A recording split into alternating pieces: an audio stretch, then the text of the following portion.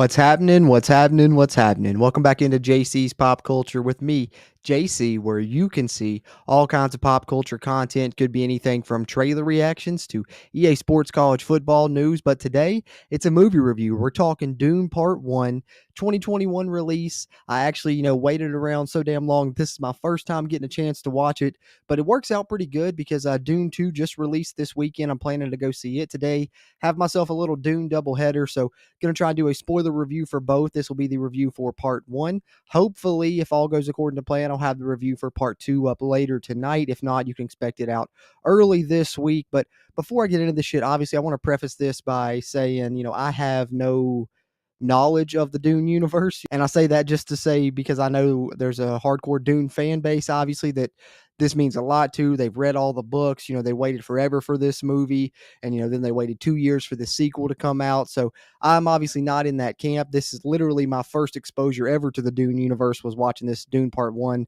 I've never seen, the David Lynch's Dune film. I've never read the Frank Herbert books. But what I can say, though, is after watching this Dune Part 1, I'm really interested in it, and who knows, maybe I'll travel down that road at some point and get further into this universe. But my knowledge of this universe expands, just watching this first film, so I was really going into it blind. So, forgive me if I butcher any pronunciations or anything, within the Dune universe. And having said that, just my brief overall thoughts before I get into the plot a little bit and dive in on some spoilers. So if you haven't seen this, obviously this will be a spoiler review and shit, as it states in the title there. But having said that, sitting down to watch this movie, didn't really know what I was getting into, but from the opening shot, I realized, oh man, this is going to be beautiful. It's kind of filmed like an epic. The score was great, and I was sucked in right away just from the visuals alone. And then I was a little bit worried because, I heard people try and read the Dune books in the past, and they say some of the terminology kind of steered them away. They couldn't get into it. I know Frank Herbert has his own glossary for those books and things like that, but I think at least for this film, and I can't speak, like I said, to other Dune films or Dune, retellings, whatever. But in this film, the Denis Villeneuve film, it really did a good job, I think, of breaking that story down to where it was really digestible. I understood what was going on from an outsider's perspective. The way that they laid out the plot, it was really easy to follow, I thought. And I was impressed by that because I wasn't expecting that. I was expecting to maybe have to, pause the movie, look something up, be like, okay, what does this mean? But no, they did a good job, I thought, breaking everything down. The movie looked great. And so those are my main positives coming out of this. I was really impressed by all of that, and more so than I thought I would be going into watching this movie. And then getting into the other side, just talk a little bit, I guess, mixed bag, or I guess you could call them cons even. And I think for me, it's probably not as big as a con as it is for many others, especially, when you talk about people that are hardcore Dune fans. But I think obviously the biggest con that's probably been talked about this movie is that a lot of people feel like it was a bunch of setup, a bunch of world building, and then, didn't really feel like they got the payoff at the end of the film, I guess, that they were hoping to see as far as part one is concerned, which, is positive and negative because that just means you're going to have a whole lot going on in part two. And, all the reports coming out of the film, like I said, I haven't yet to see it, are really positive. So obviously that's good. And, we've seen this formula pay off before, right? I mean, you think of, Terminator to Terminator 2, you think of A New Hope to Empire Strikes Back. I mean, go on down the list, Batman Begins to The Dark Knight. Sometimes those sequels really deliver on the setup of that first movie. Sounds like that's what's going on with Dune Chapter 2. But I do believe, if you were someone that waited a long time for this story, I mean, and, obviously, kind of where it's heading. So obviously you were expecting probably some big climactic event at the end of the first film. And I will say you don't necessarily get a really big climactic event here at the end of this film. It's not a ton of action throughout this film, but it was enough that really kept me invested in the action scenes that they showed were really, I guess, high intensity. They kept you on the edge of your seat. So that was there. The tension was there. And they were really well filmed, well shot, just to go along with everything else, well choreographed. So I enjoyed the action scenes that we did get. But if you're going into this expecting, a ton of fight scenes, ton of action in chapter one, you're really not going to get a ton of it. But what you do get is done really well. But I think, once you get it through this first film, me personally, I have the benefit of watching it literally the same day that I'm watching, part two. So if you're like me and you haven't had a chance to check this film out, I think that you made a good decision in the long run, because if you're not a huge fan of Dune and you watch that first film, you might have been like, oh man, now I got to wait 2 years to even see where this is going, versus someone like me going into this blind, just I happened to wait, till this one came out, not by choice. It just worked out that way. And so now I get to watch them kind of back to back. And so I'm going to get to experience it almost like, one long movie, really, which is pretty cool. And I think that that is really the best way to digest Dune Chapter 1, probably, is be able to watch it in succession with Chapter 2, which you'll be able to do now that this film is out in theater. So that's, kind of a mixed bag item for me. But overall, I really enjoyed this film. So let's get into the plot a little bit and talk about some of the things that I did enjoy about it as we discuss Dune Chapter 1 here, 2021 release, directed by Denis Villeneuve. Or Villeneuve? I don't fucking know. I can never get his pronunciation of his name right. Like I said, I'll probably butcher a lot of shit throughout this review, so bear with me, guys. But let's dive in here. All right, so the movie opens with a good cold open because I think it really gives us a good kind of synopsis of like the basis for this story that they're going to lead us into, which pretty much tells us, that the Harkonnen control the spice production on Arrakis, and they're extremely rich because of it, even more so than the Emperor that runs the planet. But we are also told that the Fremen live on Arrakis. They kind of inhabit the desert there. It's their land essentially, but they pretty much are ravaged by the Harkonnen.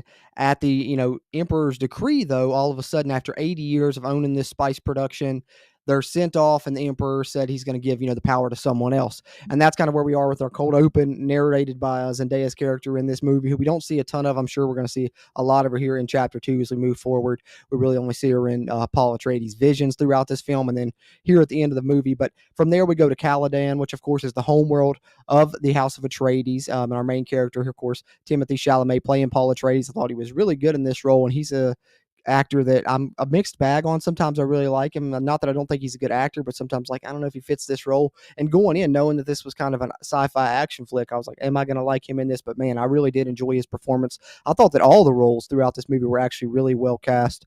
But we get into Paul learning some Bene Gesserit skills from his mother, Lady Jessica, and he's trying to utilize what they call the voice throughout this movie, which essentially allows you to, control things, control people. You can tell them to do something and they'll, follow suit when you use the voice. You have to kind of get into the right pitch, and it takes a lot of work, obviously, to get it right. And at this time at the beginning of the movie, Paul's unable to do it. We know Lady Jessica's able to do it because she's the one that's been teaching him. So that's a big, plot point for later on in the film. But we also find out that the sands outside the planet of Arrakis, they cut like metal, and only the Fremen have adapted to be able to survive out in the desert.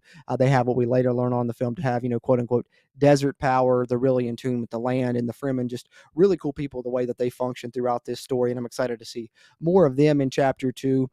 From there, we learn about the Shai Hulud, which of course is the giant sandworms that are seen as villainous for most people, throughout this movie. But towards the end, we learn that maybe that's not necessarily the case for the Fremen that are involved in this story.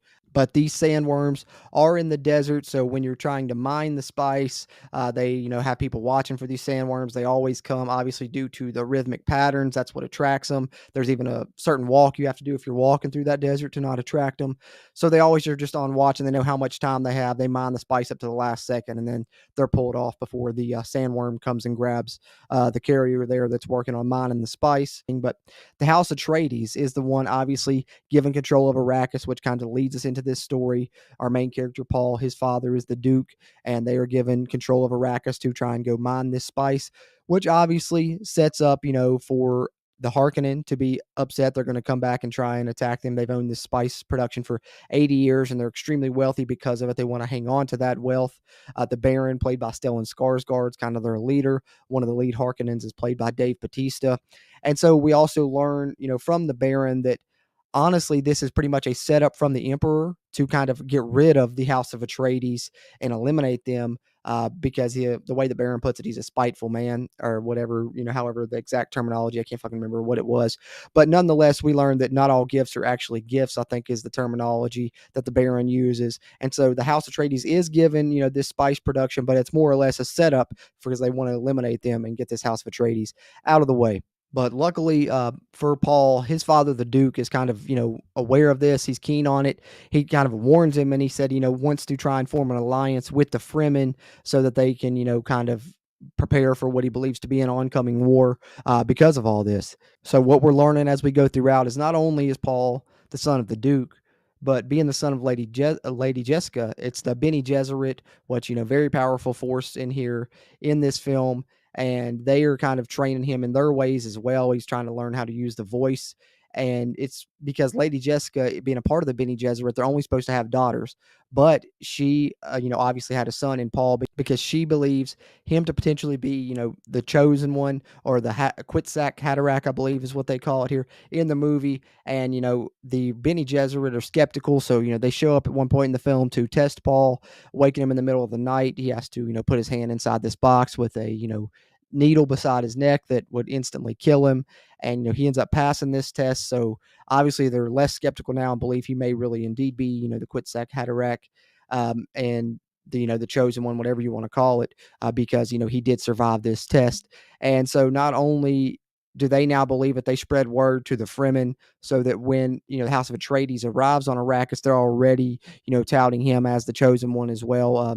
Lisan al Gib, as I believe what they term it, there on Arrakis. So definitely, and Paul's starting to sense it throughout the film. You're starting to wonder if this is true, because at the early part of this film, he is very reluctant. He doesn't believe it at all. He believes that his mom has made him weird, has kind of cursed him with these Bene Gesserit powers.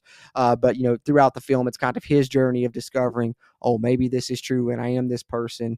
And it's a pretty cool story that he's going on, his little journey of self-discovery, I guess you can call it, throughout this movie. So upon learning this, the Bene Gesserit go to the Baron, and they have the the House of Harkonnen promise that Lady Jessica and Paul will not be harmed. He makes this promise, and after they leave, he says, all Atreides will die. He just said he promised that he would not harm them. So what we get to is a point in the film where obviously the Harkonnen come, they attack the House of Atreides at night, and the way that they're able to do it is the doctor that has been servicing the House of Atreides, Dr. Yoon, I believe is his name. Let me see here in my notes. Yes, Dr. Yoon. And the reason that he does this and betrays them is because they have his wife, and they've promised him, the Baron has promised him he'll release his wife from the pain he has her in if he, kills the Duke and, betrays him from the inside. So he, lifts the shields up, all that stuff, so the Harkonnen can get in, and he's the reason why all this kicks off. And then, so as Paul's father, the Duke, is dying, Dr. Yoon comes to him. He kind of explains why, but he also presents the Duke with this poisonous capsule that says, on your last breath, bite down on this. You'll breathe out. This gas will kill everyone in the room. So it may be your last breath, but you can kill the Baron. So, it's at least a little bit of, I guess, character resolution for what we learn to be, a traitor in Dr. Yoon that set up the House of Atreides like this. So he gets a little bit of absolution there at the end, I guess. So once the Harkonnen attack and they're kind of eliminating the House of Atreides, we see Gurney fighting off the forces. Then we see, Duncan escape, and he's following Paul and Lady Jessica because they've been captured by the Harkonnen because, the promise they made that they wouldn't kill them. So their plan is, we're going to just take them out to the middle of the desert, drop them, and let the Shai-Hulud eat them, the giant sandworms. So that way, it's not like they technically killed them. That's their way of getting around that shit, I guess. But when they're on the flight, Paul is trying to use the voice. Once he tries it unsuccessfully, then finally he's able to find the right pitch, uses it to tell one of the Harkonnen to remove Lady Jessica's gag. Once they do that, then she's able to use the voice to eliminate the rest of them, and they're able to, get down to safety. Paul gets on, he starts flying the plane, and obviously they're on their way out then, but the Harkonnen chase them into a sandstorm, and it's at this point where we finally start to see Paul accept his fate a little bit. They're flying through a sandstorm, which is deemed, kind of unsurvivable, and Paul starts, hearing the voices and getting the visions again, and they tell him to let go. And at that point, he cuts, the aircraft off, and they kind of just fly through the sandstorm and let it carry them, and it ends up working, and they make their way out of, what would have killed pretty much anyone else. And then around the same time this is happening, we're seeing another scene. Obviously, the Duke is back with the Harkonnen, the Baron's there, they have their exchange, and we get the scene where we believe he kills the Baron because he bites down on the poisonous capsule that Dr. Yoon had gave him, which of course, kind of predictably, Baron turns on Dr. Yoon, kills him, says, yes, you'll rejoin your wife, and yes, she won't be in agony anymore, because he's going to kill them both, kind of what you expected to happen. Then, the Duke bites down on the capsule. Everyone in the room's dying. You feel like, oh, the Baron's dead too. Hell yeah, at least we got that. The last breath, the House of Atreides, the Duke done killed the Baron. It's good shit. The good beat the evil. So we think at this point. Flashback, to Paul and Lady Jessica. They make it through the sandstorm somehow, just barely. They change into the suits they need to survive out there in the desert. They're going to use the Fremen Sandwalk to try and cross the desert at night to find the siege where the Fremen are, to try and reunite with them and hopefully hope that they'll take them in. Lady Jessica's hope is that they'll get them off world, get them back to Caladan, their home world, and try and get them off the planet of Arrakis. So throughout this, they go through at night. They get nearly there crossing. The sandworm comes. It looks like it's about to attack them. All of a sudden, you hear the rhythmic tapping, and someone's called the sandworm away, and they're able to survive. And then you see that they're not alone. They're surrounded by the Fremen, and it is the leader Stilgar there with Jamis. And this would be the first time that we would see Chani as well, which is Zendaya's character that we've seen throughout Visions and across the course of the film. They're skeptical of him being the chosen one, although Stilgar is telling them he has a feeling about it. Jamis doesn't believe it, but they say, we're going to keep him and we're going to, get rid of the woman, get rid of Lady Jessica. So Stilgar goes to attack her. She bests him, ends up, with her knife at his throat. So he calls everyone off and says, okay, we're going to lead them, back to our siege and, try and help them.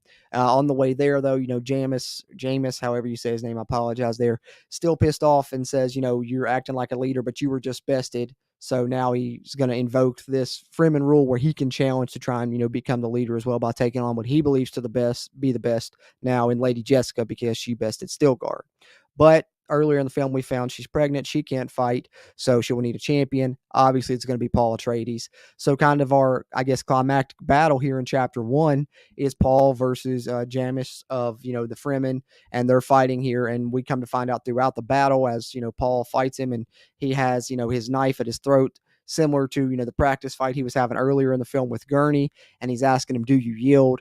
And, Stilgar informs him, this is, our tradition, our rule here in this competition is no one can yield. The only way to end this is with death. And prior to this battle, Paul had, had a vision, that same vision that he'd had a few times of himself being stabbed. And he hears the voices saying, in order for the Quetzalcoatl Haderach to live, Paul Atreides must die. And they say, that doesn't mean that he has to die necessarily, but they say taking one's life is giving up, the current life that you have. So if he's able to, kill Jamis, you are led to believe that, oh, this is the death of Paul Atreides and the rebirth of, the chosen one, the Quetzalcoatl Haderach. And we also have a prophecy fulfilled before this battle. As earlier talking to Lady Jessica, he, tells her someone at some point is going to give me a knife. I don't know what it's going to mean. And obviously it's going to find out here that it's going to be Chani, and she hands him it before the battle. And we find out that it is the tooth of the Shai-Hulud, the giant sandworm. Very special knife. And so he knows now that, he's really having everything fulfilled that he's had, in these visions. And so he knows what he has to do once he gets to that point in the battle and realizes that the only way to end this is by killing. He stabs Jamis in the back, and you realize, oh, he's going to be one of them now. As Stilgar says, that's the rule, life for life. You're one of us. Lady Jessica contests, says, no, we need to get off world. And then Paul quickly speaks up, and you get, his character coming full circle now. The great character building that we've done throughout this film, realizes who he is and where he needs to be, is here with the Fremen. And that was kind of his purpose all along, and says, no, we're staying. And so that's kind of how the film ends there. They're walking off. They see the sandworm and Dr. Khans, who we believed had died earlier in the film, now riding the sandworm. And I think the final line of the film is so fitting as, Zendaya's character, Chani, says, this is only the beginning, as after Paul Atreides had, declared desert power after seeing Dr. Khans riding Shai-Hulud, the giant sandworm. And so perfect line to end the film on is, this is only the beginning, because it does kind of feel like that, but also I felt fulfilled in the story they were telling of, Paul Atreides kind of discovering who he was, the Quetzalcoatl Haderach, and all that throughout this film, and learning to accept it and learning to accept where he needed to be and what he needed to do, his purpose, if you want to term it that and shit. But I really enjoyed this film. I think that it's really setting up for a lot of action in this second film that appears like it's delivering according to reports coming out from it. And I'm super excited for it now that I enjoyed this first film way more than I expected to, guys. I'm going to give this an 8.0 out of 10. That's how much I enjoyed it. And it's got me super hyped for this Dune Chapter 2, or Dune Part 2, excuse me, I guess is the title. Going to check that out later today, and I'll hopefully have a review for it up on the channel here in the near future. But Having said that, I appreciate you guys checking this one out. If you made it this far in the video, hit the thumbs up button, helps a shit ton with the YouTube algorithm. If you're into movies, especially comedy, action, superhero, horror, that's kind of right up my alley. Movies and TV shows, I'm talking those a shit ton. And EA Sports college football news as well, in the lead up to the release of that game this summer. It's a game I'm super excited about returning. So if any of that sounds like it's up your alley, be sure hit the subscribe button. Hop along for the ride here on JC's Pop Culture, where we'll have a ton of fun with me, JC, leading the way, and you can see all that pop culture content and more. Having said that, I appreciate you tuning into this one, and I'll catch you on the next one.